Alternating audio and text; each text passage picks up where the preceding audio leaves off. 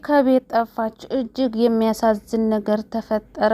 የባቡሬ እናትም ራሷን ስታ ወርቃለች። ለምን ብትሉ ምግብም ሆነ መጠጥ ያገታት ልጅ እየሰጣት አይደለም። ሊሊ እንግዲህ ራሷን ስታ ከወደቀች በኋላ ሩታ አስተኝታት ወደ ውጭ ወጥታ ነበረ። ሩታ ወደ ቤት ስትመለስ አልነበረችም ቤት። ሩታም ታዲያ ስታያት ያስተኛችበት ስታያት እንግዲህ የለችም። ሊሊ ወጣ ሄዳለች። እና ሩታ በጣም ትደናገጥና ለባቡሬ ስልክ ትደውልለታለች። እረ ባቡሬ ሊሊ አንተ ጋር መታለች እንዴ ብላ ስትጠይቀው ባቡሬን በጣም ይደናገጥና እረ አልመጣችም ይላል። ምንድነው የተፈጠረ ችግር አለ እንዴ ይላታል። እንግዲህ እሷም ታዲያ አይ ተኝታ ነበረ ወደ ቤት ስመለስ የለችም በምትለው ሰዓት ዴብም ከባቡሬ ጋር ስለነበረ ዴብ አይ ሆስፒታል ሄዳ ይሆናል ይለዋል። ባቡሬ ታዲያ ሆስፒታልማ የሄደች አይመስለኝም፣ ምክንያቱም ወደ ሆስፒታል ስትሄድ ሳትነግረኝ አትሄድም ነበረ። ይሄ ነገር እና አክስቷ ጋር ሄዳ ይሆን እንዴ ብቻ እናቴን ለማስለቀቅ ብላ ራሷን አደጋ ላይ ጥላ ይሆን እንዴ ብሎ እንግዲህ ባቡሬም አዴም ማነው ሊሊን ፍለጋ ሄደ ማለት ነው። እናቱን ወደ ጎን ትቶ ወደ ሊሊ ዘንድ ሄዷል ማለት ነው። ባቡሬ ግራ ገብቶታል። አሁን በዚህ በኩል እናቱን አላገኛትም ገና፣ በዛ በኩል ደግሞ ሊሊ ጠፋች። ግራ በመጋባት ሁለት መንታ መንገድ ላይ ይገኛል ባቡሬ። ሁለቶችንም ማጣት አይፈልግም። ሁለቶችንም ማስቀየምም ሆነ ምንም እንዲሆኑበት አይፈልግም ማለት ነው። አንዷን ለማግኘት አንዷን መስዋዕት ማድረግ አይፈልግም። እንግዲህ ኪንጎም ዳይመንድ ማለት ነው። ዳይመንድ ራሱ አጋቹን ለምን አትደራደርም ሊሊን እንሰጣለን ብለን እናትህ ያለችበት ቦታ እንድናቅ ለምን አታደርግም በሚለው ሰዓት ዳይመንድ ባቡሬን በፍጹም እንደዛማ ማለት አልችልም፣ ምክንያቱም ሰዎቹ አደገኛ ናቸው፣ ቃል ገብተሃል ብለው ደግሞ እናቴን ያልሆነ ነገር ሊያደርጓት ይችላሉ፣ እንደዛ ማድረግ አልችልም እያለ ባለበት ሰዓት እንግዲህ የባቡሬ እናት ራሷን ስታ እንግዲህ ወርቃለች። አጋቹም ወደ ባቡሬ እናት እየተጠጋ ነበረ ማለት ነው። እንግዲህ ምግብም አልሰጣትም፣ ውሃም አልሰጣትም። እንግዲህ ከአቅሟ በላይ ሲሆን ሲረባትና ሲጠማት ነው ራሷን የሳተችው ማለት ነው።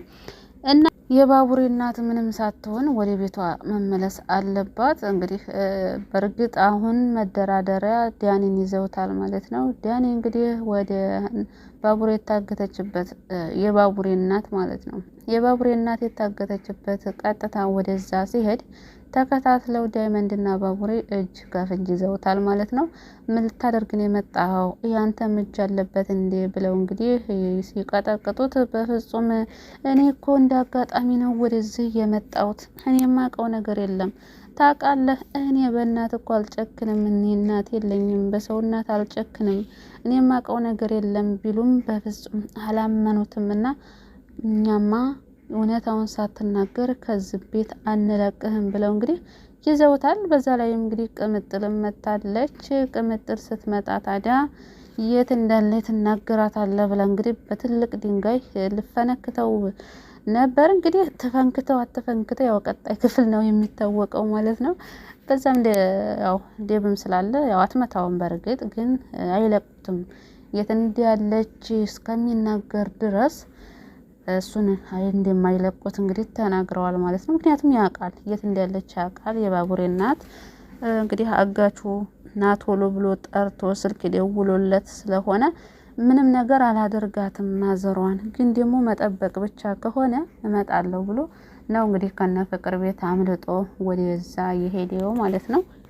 ባለፈው ክፍል ራሱ እንግዲህ የፍቅር እናት አየቻቸው አላየቻቸው እያልን እንግዲህ ሁላችንም ሀሳብ ላይ ነበርን ማለት ነው። ነገር ግን ሳታያቸው ሸውዷት ወጥቷል። እንግዲህ እዛም ሊወጣበት የቻለበት ምክንያት ያው ገንዘብ ሲያሳዩቸው ቤዛና ዳኒ እንደዛ አንሰፍስፈው ነው መቼም የሚቀበሏቸው። እንግዲህ ፍቅርንም ለካ ሁለታቸው ተጋግዘው ወጥመዳቸው ውስጥ ለማስገባት አስበው ነው። አይገርምም? ከዚህ በፊት ዳኒ ወደድኩሽ፣ አፈቀርኩሽ ፍቅር እያለ ነበር እየሰማን የነበረው። እንግዲህ በትናንትናው ክፍል ደግሞ ቆይ አንተ ፍቅር ለዓላማችን ታስፈልገናለች አላልኩህም እንዲ ለምንድን ነው እንደዚህ የምትሆነው ስትለው ነበረ። እሱማ እንደዛ ብለሽኛል እያለ እንግዲህ ነበር ያው ወጥመዳቸው ውስጥ ለማስገባት ነው ደፋ ቀና እያሉ ያሉት እንጂ እውነት ዲያኒ አፍቅሯት አይደለም ፍቅርን።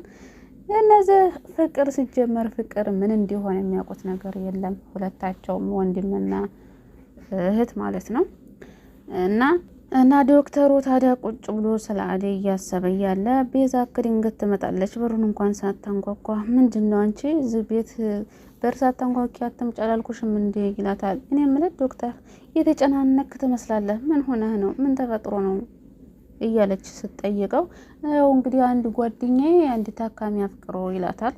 ያፈቅራት ልጅ ደግሞ ልታገባ ነው፣ በቅርቡ ልትሞሸር ነው። እናም በጣም ግራ ገብቶኛል፣ ምን ማድረግ ይችላል እያለ እንግዲህ ቤዛን ያማክራታል። ያው አንቺም ሴት ስለሆንሽ እስኪ አንቺ ብትሆኝስ የሚለውን ነገር እስኪ ንገሪ ብሎ ጥያቄ ሲያቀርብላት አይ ይሄ ነገር ምንድን ነው አደይ ናት እንዲህ ያለች እንግዲህ ለዶክተሩ ማለት ነው። አይ ይደነግጥና አይ አደይ ብትሆንስ ይላታል።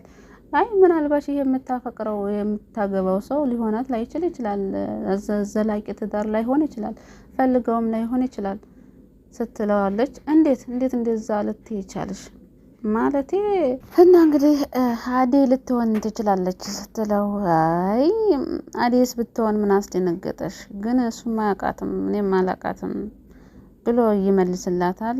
ቤዛ ምናልባት ይሄ የምትገባበት ትዳር ለእሷ ላይ ሆናት ቢችልስ ብላ ትመልስለታለች። ማለት ወይም ደግሞ የምታፈቅረው ሊሆን ይችላል ትለዋለች። እሱማ የምታፈቅረው ከሆነማ በጣም ከባድ ነው፣ ስለዚህ አርፎ መቀመጥ ነው ያለበት ብላ እንግዲህ ፍርጥ ታደርጋለች ቤዛ። ይሄኛው እንግዲህ ካልተሳካ ለምን እንደገጠር ሙሽራ እንደገጠር ባህል ለምን ጠለፋ አትጀምሩም ትለዋለች። ዶክተሩም ደንገጥልና ቆይ አንቺ እየቀለርሽ ነው እንዴ? እኔ ምሬን አማክሪኝ እያልኩሽ።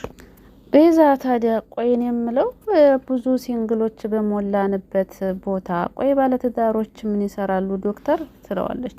ዶክተሩ ታዲያ በይ ቤዛ እኔ ቁም ነገር እያወራሁሽ ነበረ፣ ለማንኛቸውም በይ በዚሁ ይብቃ። ቤዛ ታዲያ እርግጠኛ ነህ ዶክተር ሌላ ማማክረህ ነገር ምንም ነገር የለም ትለዋለች። ዶክተሩም እንዴ በጣም ታሳፍሪያለሽ ቤዛ። እንዴ ዶክተር ምን አደረግኩኝ ስትለው ልጅ ህፃን ልጅ ነሽ እንዴ? ቆይ የምነግርሽ ነገር እኮ እያሳቀሽ እያዝናናሽ ነው። ቤዛ ታዲያ ያዘነች መስላ ከንፈሯን እየመጠጠች ወይኔ ምስኪን፣ ወይኔ ጓደኛ ግን ሲያሳዝን ትላለች። መሰሪ ማለት ነው። እና እንግዲህ ቤዛ ይኸው ለማንኛውም ዶክተር ከፈለከኝ አለሁኝ፣ ለጓደኛህም ከሆነ እኔ ያለሁ ትለዋለች። ዶክተሩን በጣም ይናደድና ቤዛ አይኑን ያፈጥና ክፍሉን ለቃ እንድትወጣ ያደርጋታል ማለት ነው። እንግዲህ ዶክተሩ ጓደኛው ሳይሆን ፍቅር የያዘው እሱ ራሱ ነው። ቤዛ ከወጣች በኋላ ግን ምንድነው የቀበጣጠርኩት? ወይኔ ጉዴ! አሁን እኮ አደይን መሆኗን ከሆነ አደይ መሆኗን ካወቀች ምን ይፈጠራል እንዴ? ምን አስቀባጠረኝ? ቆይ እኔ ከስሜቴን ከራሴ አልፎ ለሌላ ሰውም ማውራት ጀመርኩኝ እያለ እንግዲህ ዶክተሩ እኔም አሁን ዶክተሩን እየፈራሁለት ነው እናቴ፣ በስተት ሰው መርፌ ወግቶ ሰው እንዳይገል እያልኩ እየፈራሁ ነው። ይሄ ፍቅር የማያደርገው የለም እኮ። ዶክተሩ ታዲያ እኔማ እንደዚህ መቀጠል የለብኝም፣ ወይኔ እቺ ልጅ አደይ እንግዲህ ምንድን ያስነካችኝ እያለ ራሱን እየጠየቀ ነው ማለት ነው። እንግዲህ ምንም ማድረግ አይቻልም። ዶክተሩም ጽናቱን ይስጥህ። እንግዲህ ምን አይታወቅም፣ እንግዲህ አደይ ያንተ ልትሆን ትችላለች። በቃ ረጋ በል ማለት ነው። እና አሁን እንግዲህ ማለት ቤዛ እንግዲህ የተሳሳተ መድኃኒት ለሊሊ ልትሰጣትም ወስናለች ማለት ነው። እንግዲህ ባለፈው ክፍል አይተናታል። ይሄንን እድልማ መጠቀም አለብኝ፣ ሊሊን አስወግጄ ቤቱን የግሌ ማድረግ አለብኝ ብላ አስባለች። እንግዲህ ለሊሊ ጥንቃቄ ማድረግ አለባቸው። ለምን ብትሉ እቺ ቤዛ ከዛ ቢሮ ከዛ ከሕክምና ከዶክተርነት እስካልወጣች ድረስ እጅግ በጣም የሚያሳዝንና እንግዲህ አሳሳቢ የሆነ ነገር ይፈጠራል ማለት ነው። እንግዲህ ከራሷ አንደበት ሰምተናል። ይህንን ነገርማ መጠቀም አለብኝ፣ የሆነ መድኃኒትማ መስጠት አለብኝ እያለች እንግዲህ ስለ ሊሊ ስታወራ ነበረ ማለት ነው። ሊሊም እንግዲህ ከቤት ጠፍታለች። ወዴት እንደተሄደች የታወቀ ነገር የለም። እንግዲህ ወደ ሆስፒታል ነው ወይስ ወደ አክስቷ ዘንድ እንደሄደችው የሚለውን እንግዲህ የሁላችንም ጥያቄ ነው ማለት ነው። እንግዲህ አክስቷ ዘንድ ካላበደች አትሄድም። ምናልባች ደግሞ አክስቷ ጋር ትሄድና እናትን ማዘርን ልቀቂያት፣ እኔን እንዳረግሽኝ አድርጊ ልትል ትችላለች፣ አይታወቅም። ምክንያቱም ሊሊ ከራሷ ይልቅ ለሰዎቹ ታስባለች። ከራሷ ይልቅ የሰዎቹ ነገር ያሳስባታል፣ ያስጨንቃታል። እና ማሚ በእኔ ምክንያት መታገት የለባትም መንገላታት የለባትም ብላ እንግዲህ አሳልፋ ራሷን ላክስቷ ልትሰጥ ይሆናል እየሄደችው ማለት ነው። ብቻ በዚህ በህመሟ ላይ እንደገና ሌላ ጭንቀት መጨመር አልነበረበትም። እና ሊሊ ላይ ደግሞ ነገር በረታኮ ነገር በረታባት። በእርግጥ እንግዲህ ፈጣሪ የሚወደውን ነው የሚፈትነው ይባላል። እንግዲህ ከፈተና አልፋ ደግሞ ደስተኛ ህይወት እንደሚኖራት ተስፋ አለኝ ሊሊ ማለት ነው። ስለዚህ ፍትህ ለሊሊ፣ ሊሊ ስቃይ ይብቃ፣ የሊሊ ስቃይ ይብቃ እያላችሁ መኮመታችሁን አትርሱ። ቪዲዮ ላይክ እያደረጋችሁ ለዚህ ቻናል አዲስ ከሆናችሁ ደግሞ ሰብስክራይብ እያደረጋችሁ ቤተሰብ ሁኑ።